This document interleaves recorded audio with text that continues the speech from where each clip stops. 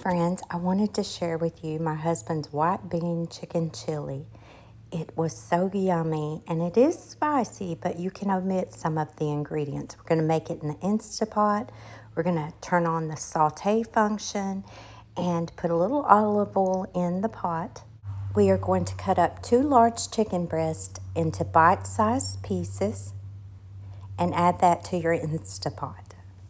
By the way, I have a Ninja Foodie Instapot and air fryer, and you can see the lid up on the side. That's the air fryer, but we're using the Instapot.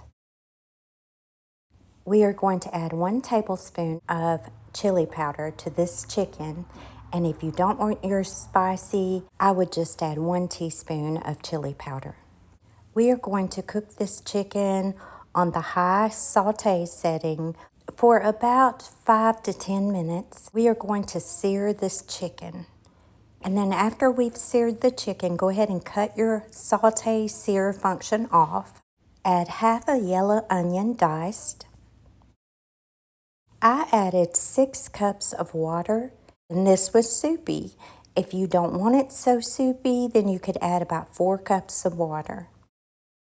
I like it soupy. My husband does not. We go back and forth on that. But again, if you don't want it real soupy, just add 4 cups of water.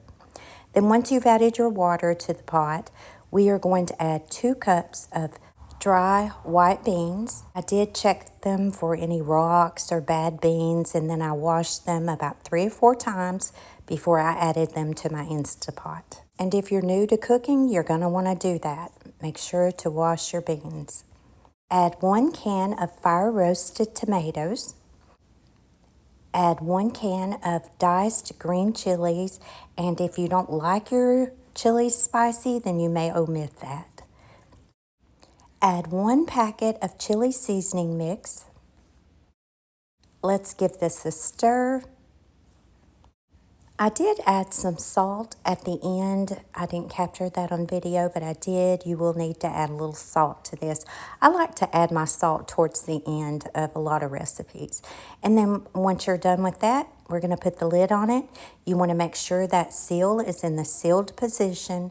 We're going to turn this on the pressure. It's on high, and we are going to cook this for 55 minutes. It is starting to preheat, and then once it preheats, it'll start timing up.